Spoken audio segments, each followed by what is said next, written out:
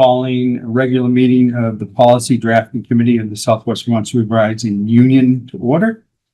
At this time, agenda item number 1, reorganization. So I will ask for any nominations for chair of the Policy Committee. Are there any nominations? I'll give Sandy a number this time. Well, thank you.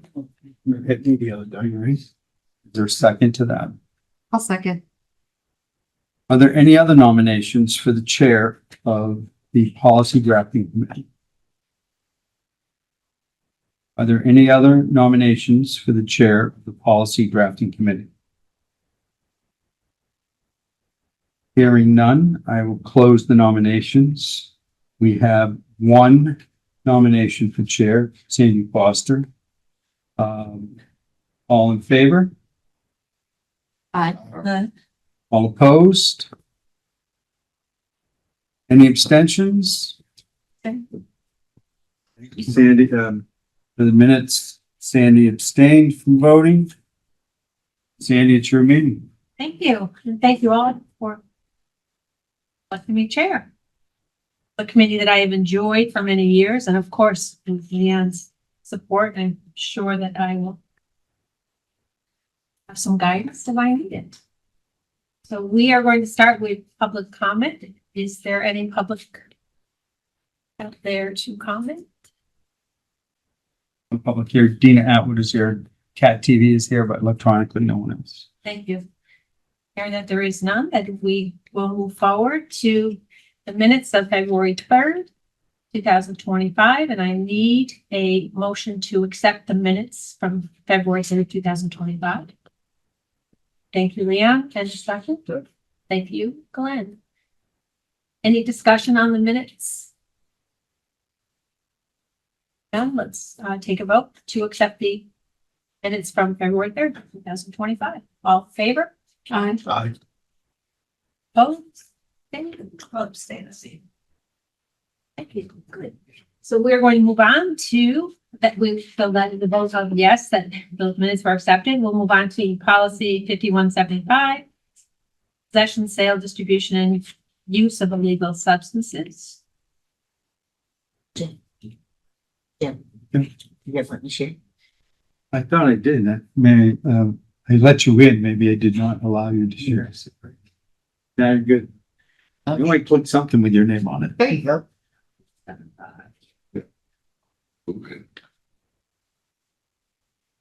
Been working this? Yep. So we have a motion to move this over. And the second to move it. Steps forward already. Yes. Thank you. I thought It's being warned. it's being worked. Thank you, Lisa. Comments is that everything that we wanted in here, putting in from the minutes.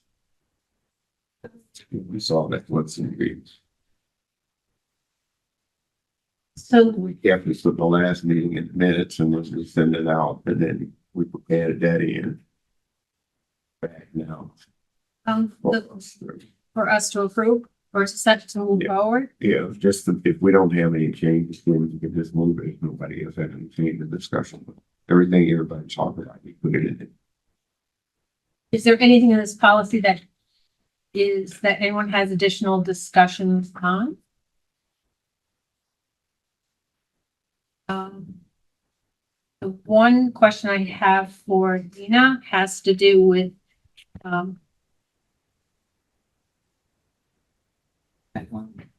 Yep. it states that, it talks about students, and I'm wondering if students who are in the high school, if they bring in their, what was this, the other one? Possession, sale, oh no, I'm sorry, this is not my apologies. Not this policy that I was questioning. Did you want this group had asked for the definition of regulated substance, and we took that back to the Health and Wellness Committee and also to our attorney. I think we need that for the other policy though, right? Controlled is the next one. Yeah, for the, So regulated is for this one. So would you like to hear yes, please. so both, yep, it's up there. So you can see, I just want to acknowledge the Health and Wellness Committee Again, we have that grounding committee for any policies that are health and wellness related. And so they took a look at their feedback from this committee, and then Dina also chimed in. And so based on what they researched, this was the suggestion. Number 3. So, yeah, number 3 is, I think, was their suggestion. Number 2 comes straight out of the Drug-Free Workplace Act as well, I think. Or I'm sorry, comes out of the model policy from VSBA. The Drug-Free Workplace Act uses the term controlled substance as synonymous with the term drug. And all of those controlled substances are listed in the federal law, 21 USC section 812. Great. See, Laura added that in on number 5 for the footnote, so that we have the footnote to where that comes from. Got it. Because my recollection was that was a question I was presented last time, I think. Yes. Yeah. I'm not sure if it was on this one or one of the other Okay, policies, but yes, absolutely, it was something that we had a concern for. Yeah. So this is set forth to be adopted then. There were no feedback from any of the other boards.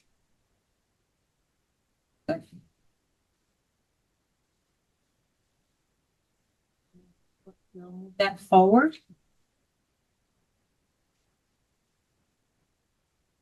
And go on to policy 4100, alcohol and drug-free workplace.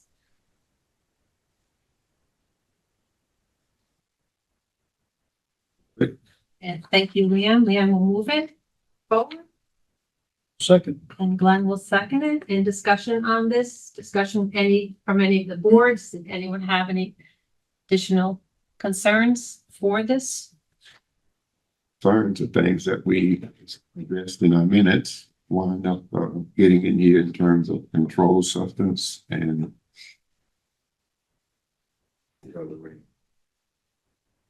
What we was just mentioning controlled substance, but in terms of making sure that those things got in the policy and they had used. Does it, Controlled substances are specifically regulated due to their abuse or potential so such as narcotics or certain particular drugs, and that part about the employee that then describing what employee mean and who direct or indirect compensation for them to do. It's just that we describe that. I think the other thing came up. We do have drivers that drive, and they are subject to be verified by the board. that's the other policy that we're gonna be looking at. That's, I thought it was in this one. No, this one's just alcohol and Oh. drug-free workplace. But I'm wondering if we could consider possibly putting in that line 9 on the definitions for the D, controlled substances, if that could possibly go into the definitions where line 28 is, Lisa. Well, it is part of the definitions. It's a continuation.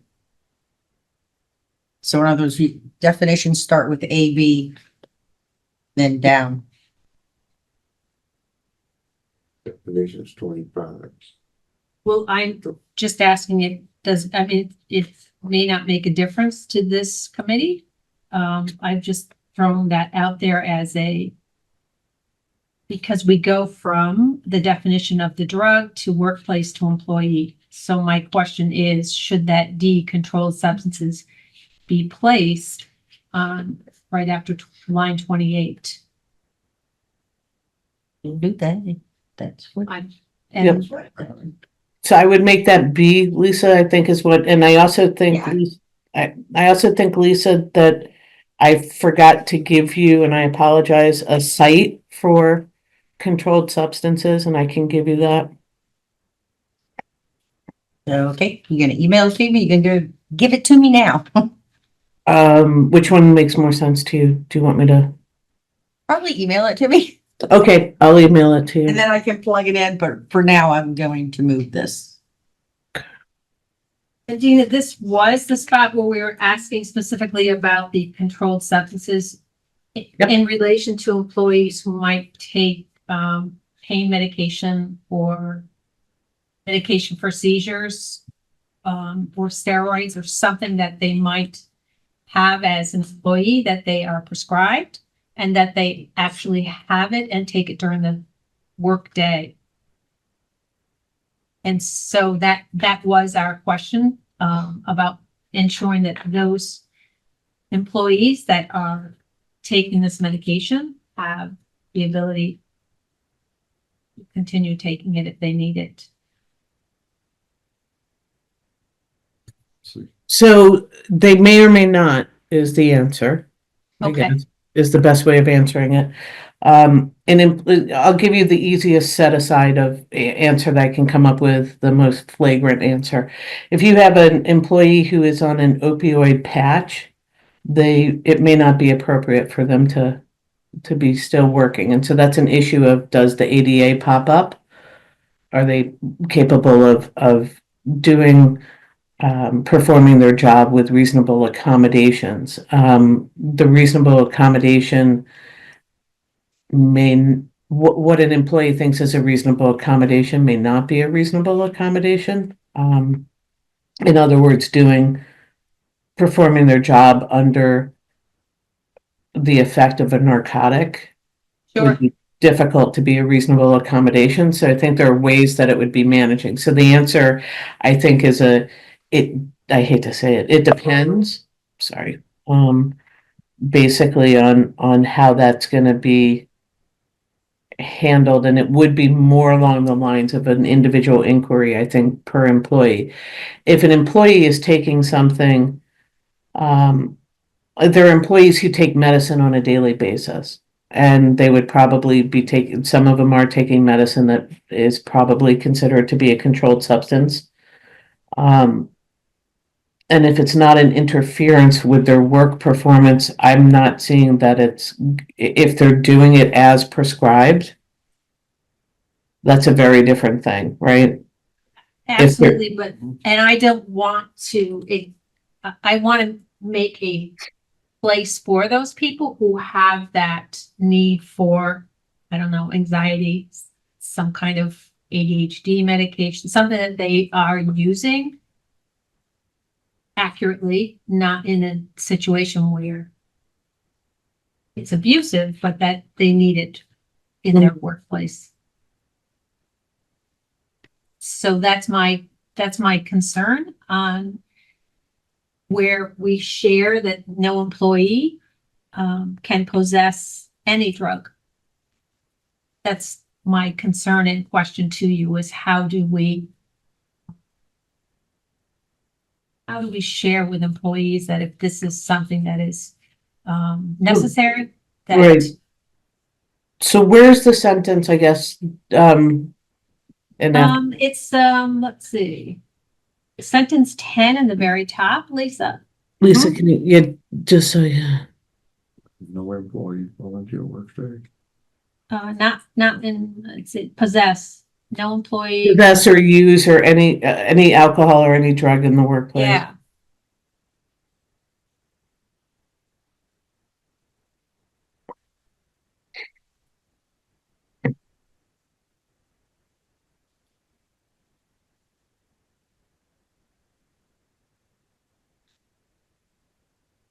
I'm processing right now, Sandy, so. Okay, thank you.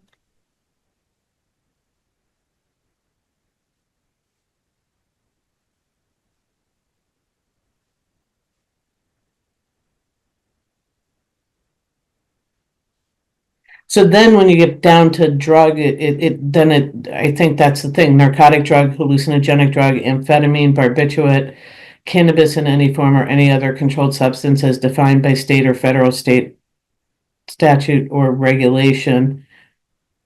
The interesting inclusion may be amphetamine because Ritalin may be considered I don't know if it's considered an amphetamine or if it just has the effect of an amphetamine.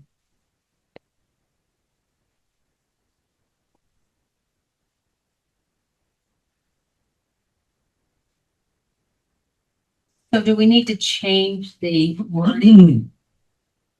I think I think, you know, the problem I have, quite frankly, saying is I think that the drug definition is appropriate because those are people those are the drugs that we would say you can't be under the influence of, including a narcotic, a hallucinogenic, a barbiturate, cannabis. You can't, despite the fact that marijuana is legal in the state of Vermont for those over the age of 21, that doesn't mean that it's legal to be under the influence of it while at your workplace. Yeah, Um, I agree. the law is pretty clear on that. I don't, I don't see this as impeding on those people who have a prescription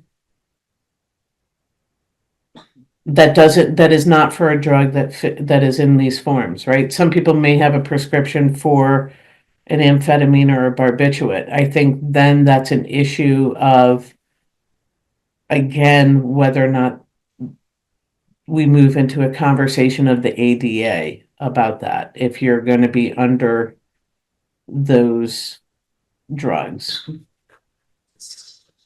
So you feel that this isn't, and this committee is okay with the wording of this? You don't see that as an issue at all, that it says you can't at all possess it? I don't, I don't, and I'm trying to be right. I know that there are times that medication is prescribed for what the off-book implications are. The easiest one that comes to mind for me is that Ritalin sometimes is prescribed for those individuals who are undergoing chemotherapy because it has the off-book effective for somebody who is not has ADHD or ADD of being somewhat of an upper. So, chemotherapy can knock people down. I think that is not considered an amphetamine in and of itself. So it wouldn't stop somebody who has that prescribed from taking it, even though it's an off book. And I get that it's the wording and I'm certainly not a healthcare professional and know very little about Mhm. the prescriptions. So I had to actually look them up. But they also said anyone who might have a seizure may have a medication that might consider to be under this controlled substance label.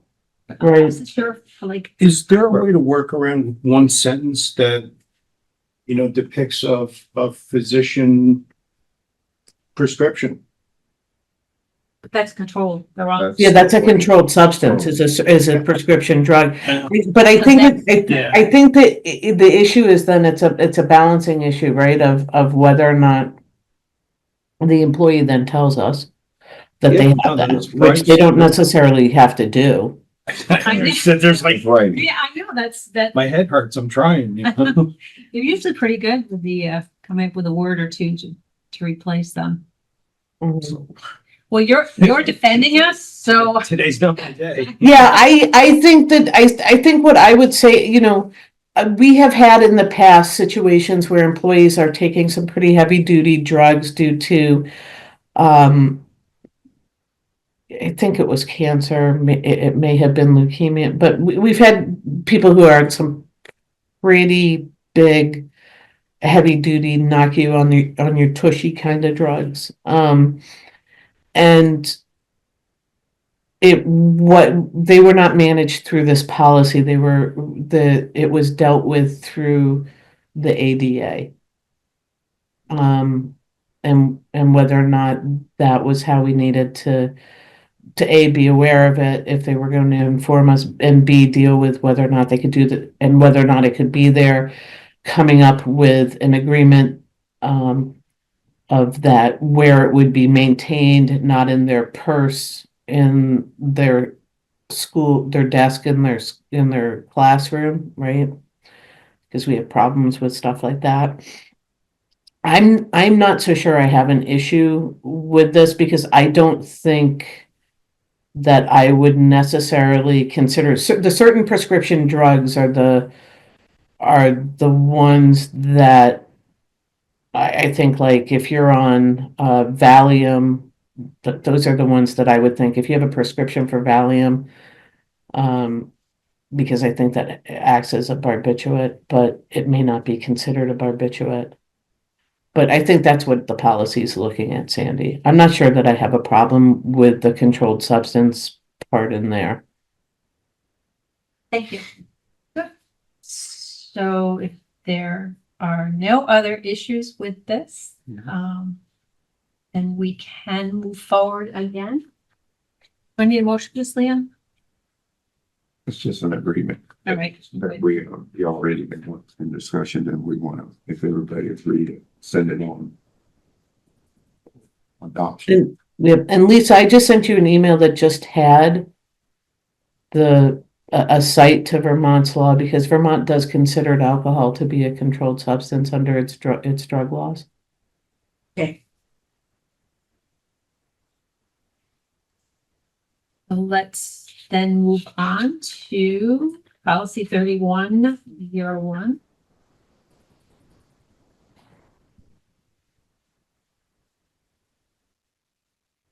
Mandatory drug and alcohol testing. Yep. Transportation employees. Good. Thank you, Leanne, we'll move that. Okay. So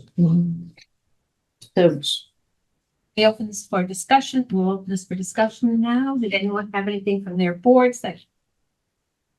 This one hasn't gone out. This one hasn't gone out. No, I didn't think so. You asked me to get some Thank information you, for thank you. And I'll just, and Dina, feel free to jump in, but you asked me to ask, our director of HR, Nick Galt. Glenn, you had a question about drivers. Through the lens of HR, Nick reviewed and he, said that, to clarify, do for transports small groups of children and SVSU employees driving leased vehicles, single student, so it's a single student, transportation with another adult, and to in and out of interventions and out of district partial placements. So he said yes to do for, and we also have SVSU employees, but to reiterate, the SVSU employees are driving a leased vehicle with one student, two adults. And he also said, for you to consider with section 2, just some questions as you're looking at this policy, to consider, does this section apply to, and this is for Dina too, does this apply to anyone who transports a student? And said that, or apply to anyone, and human resource, our human resource department is okay with this. This is a practice that Arlington already has in place. So he just wanted to share that with you. So Arlington already does drug testing for their Yes. drivers, They already have a, not just their bus drivers, but for their. I don't know that they have single transportation. I can't answer that question, but I can say, he said that Arlington has a process for this is all I have to pass on. I don't have the specifics of what that means, but.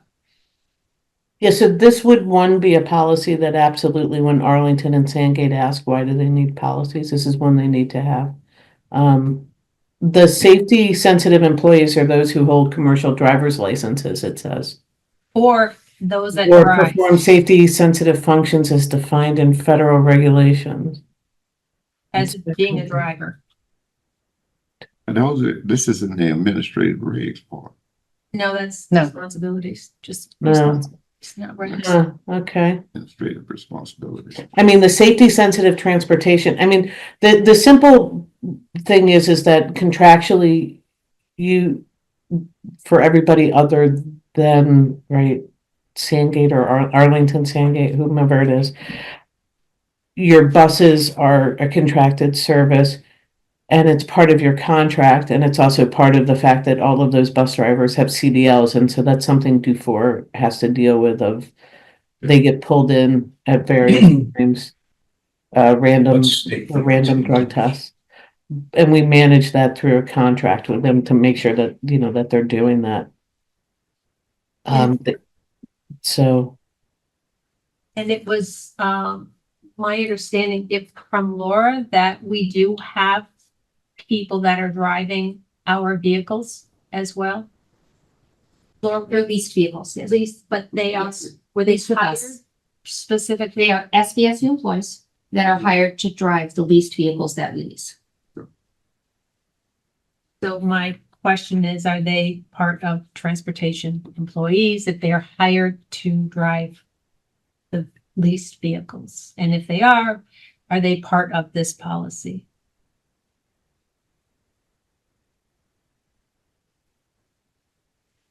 well, performing a safety sensitive function means that a driver is, among other things, inspecting equipment, driving the vehicle, loading or unloading the vehicle, repairing or obtaining assistance for a disabled vehicle, which is an odd definition in 27 through 29. But the driving the vehicle, I guess, is the part that, What is the site? What is the site for this one, Lisa? Like at the bottom? There's not at the bottom of the page. We didn't have Yeah, any. you know where it has like the federal site Let's or, go legal references. yeah. Here we go.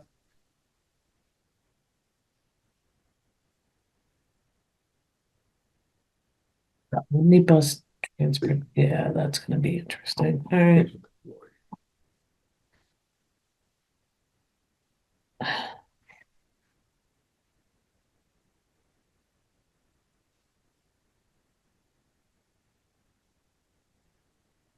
Sorry, I'm writing as fast as I can because I'm that's sure. fine, nobody's because thrilled while you're about writing and processing, I'll ask Lisa, my page doesn't have the numbers on the side, but there's another reference to Pownell in section 10, just so that you can strike that as well. Testing.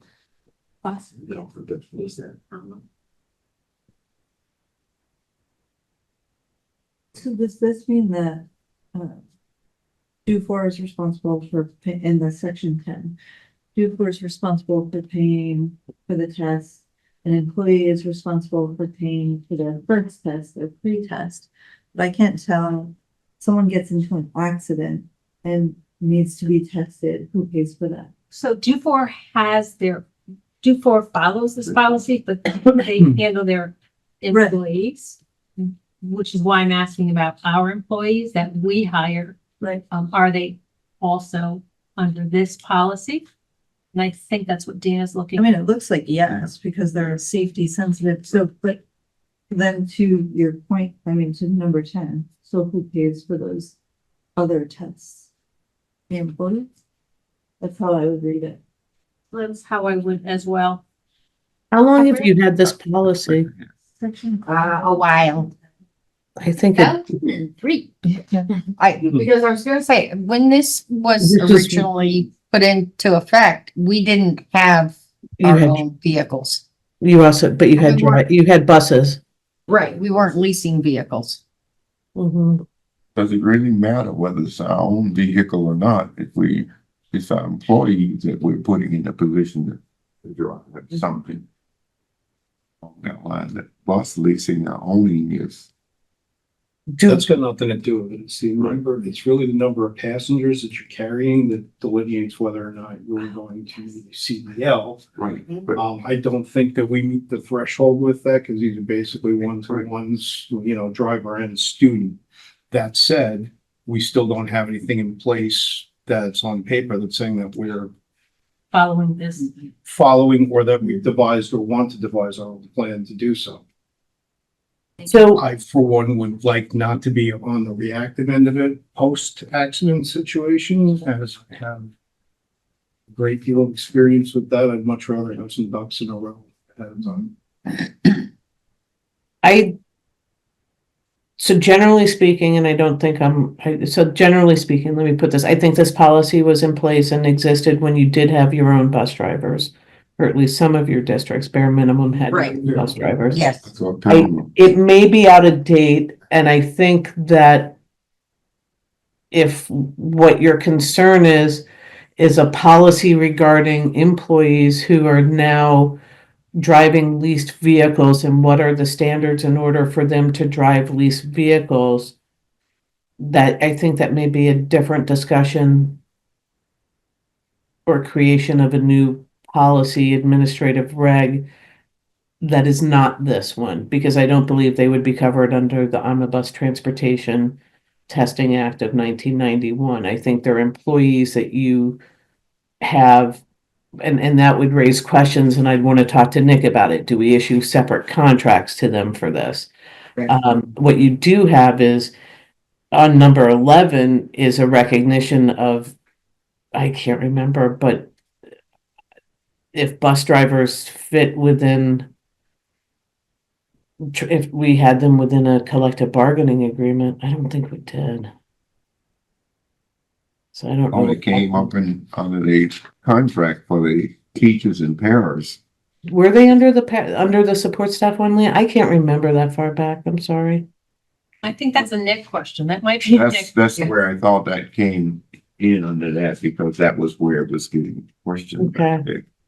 Yeah, I think if what you're interested in doing, or what you think is appropriate to do, because you do contract out, but for Arlington Sandgate, you contract out for people to do your overall transportation, your CDL drivers. I think Arlington Sandgate needs a policy that talks about how are they managing doing their drug testing for their CDL drivers who do their bus driving for them.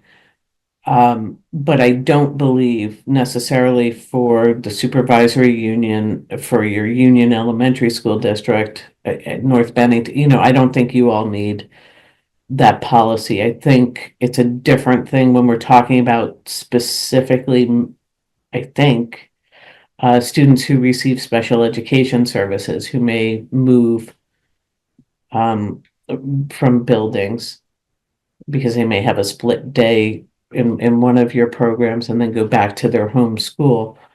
That may be a separate and distinct policy. So is this a required, Lisa? I don't think this one is. Where? It may only be if you Testing have, part of that was, it was required. because but the- mandatory drug and alcohol testing, but I don't think the On mandatory. on the old one that I just had notes on, it said required. Right, yeah. required. Let me see if it is a required. I think it's probably required if you have your own bus drivers. I would agree that would be required.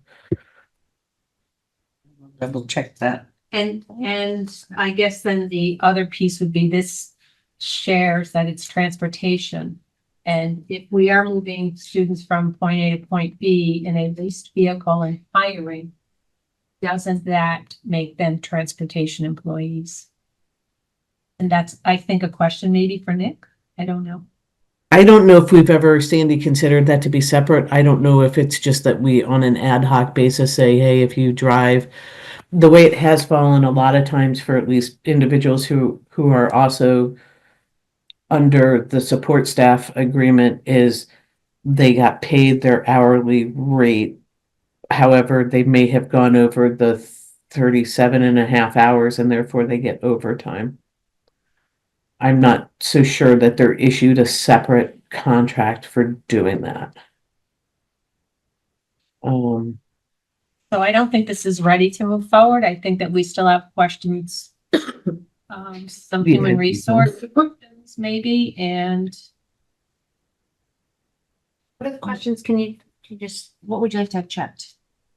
if the employees that are hired, if those employees are specifically transportation employees for those leased vehicles.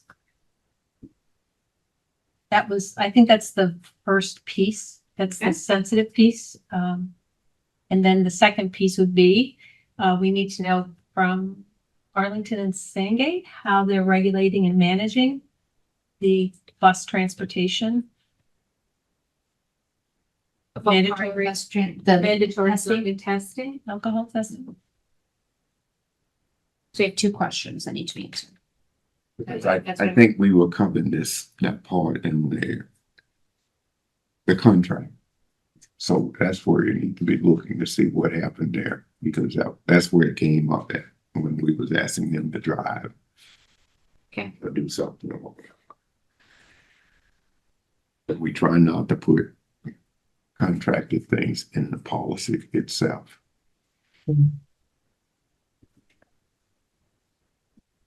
So there is, Laura, just so you know, because I think I'm still under your sign-in, sorry. There is a drug and alcohol testing. Sorry, I probably shouldn't have admitted that. There is a drug and alcohol testing procedure, transportation employees under, I just got this off of VSBA. I'll share it with you. And it's from 2022. Oh, that's recent. Yeah. So So, that's, so three things, have the two questions answered and then have the model policy put out next. The updated model policy. We need the model, yes? Do we need the model policy? Is what you, I can compare. It might be a good idea just in case they have changed things that we'd be able to cross-reference. that's for Arlington and San Diego And for our and possible employees.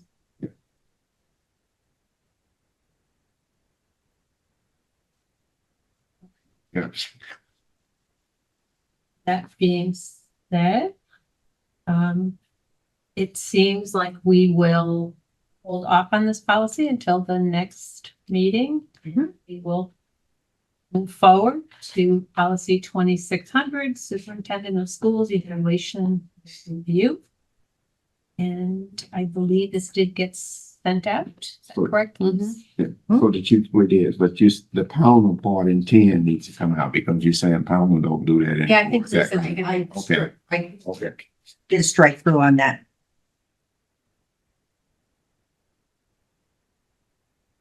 And Lisa, am I correct that this did go out, the policy 2600? Thank you. Yes. Making its rounds. The only thing right now, I'm waiting on minutes from North Bennington. But yes, Thank you. it's gone for warning. And feedback from the wards.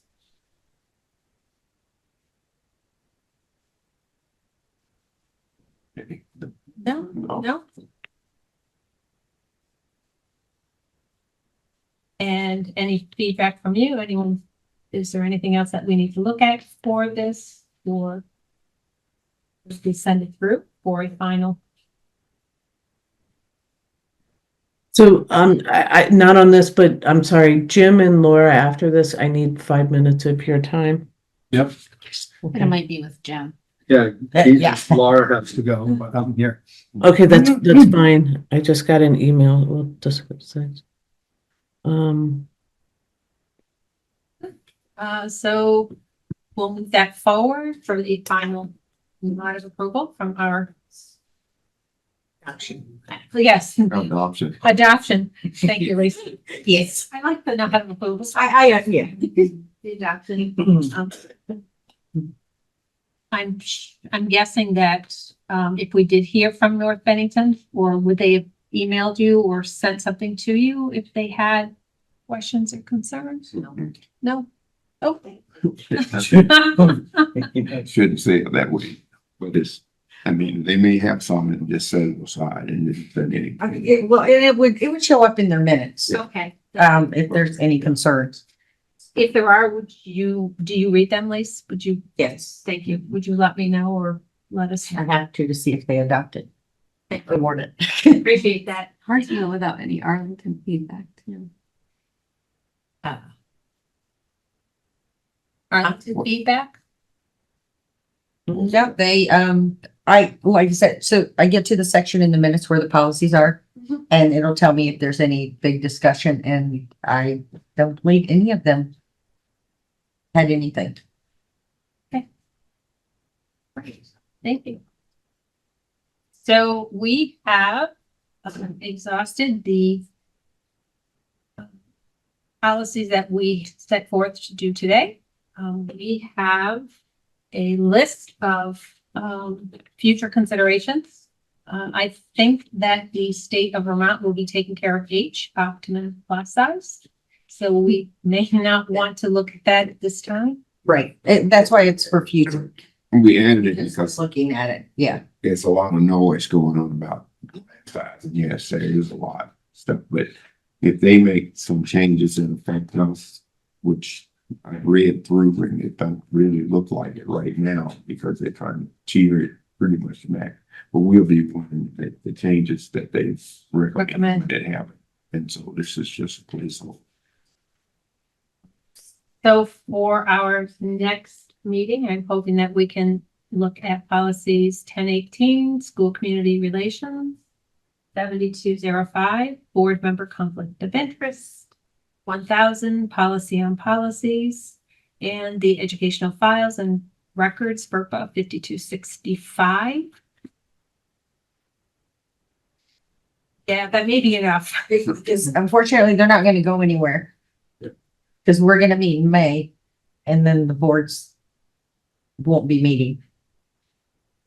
Oh, I see what you're saying. But at least if we can do the background Yeah. for it, Yeah. at least we can prepare it for when they do meet again. And well, they might meet in June. They won't probably meet in July, but they might still meet in June. Yes, they don't meet July and August, if I'm not mistaken. Yeah, I think it's just July that we. We took off, we take Okay. July off, but Mhm. We meet in Regular boards meet in August. I don't know if policy does. yeah. Right, because there's Uh, usually nothing for us to The do. first meet in September because any action the boards may take in August then get referred to the policy for September. Yep. Because you won't have anything before you, August. Can I ask a timely question? Are the policies around immigration? Does the SU have a policy around immigration? That I'm aware of. I don't know if our attorney is aware of any in the state. What? I'm sorry. Policies around immigration was the question. I'm not, I'm not aware of any, no. I There's think some there's, and how do you mean that, I guess, I should ask. So there are some sample resolutions and policies right now for schools providing guidance, particularly for staff around ICE visits and what to do if ICE shows up at the school doors, which is a very real We possibility. shared that with all schools and principals with the AOE guidance on ICE visits to schools. And that has also been vetted with Dina. Sorry, I didn't mean to point at you. Probably can't see. I'm pointing. I can see you pointing at me, I'm fine. But that's an administrative part for the district of school, not. We received guidance from the AOE. We vetted it with our attorney.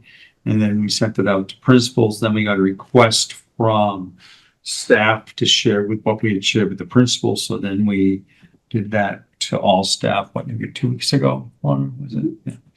But it had been to the principals over a month ago. But I can, that we shared with the board before, but maybe we didn't, yeah. It's been. My it was, recollection, it was shortly after the Right, inauguration. it's been a while, so I think it was in Yeah, February. but we can include that as an FYI in all the board packets for next month. So I think to answer that, there isn't a policy, but there is regulation and Procedure for it. procedures for it. Mhm.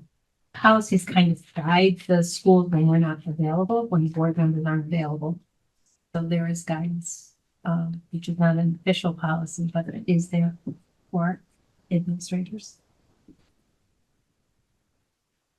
So the last thing, I guess I want to make sure that this policy time, this day is typical Mondays, first Monday of the month, is 4:30 still great for all of this committee First Monday unless it's a holiday, like Labor Day. for my birthday. Yes.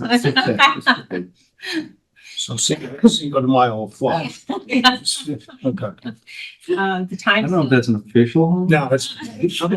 Monday. Yeah. My finger. St. Patrick's Day, if on a Monday.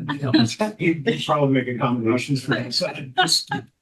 For those. You know, you might get tired of hearing me say, it, but it's the next person's problem. Yeah. Yeah. So the time's still good for this committee? Yes. Nice. To say that. Looks like it's getting scheduled, but. But Thank I you. was just making a note, so I won't fit on to share what we sent out in the FYI, the next round of board packets. That being said, I need a motion to accept this.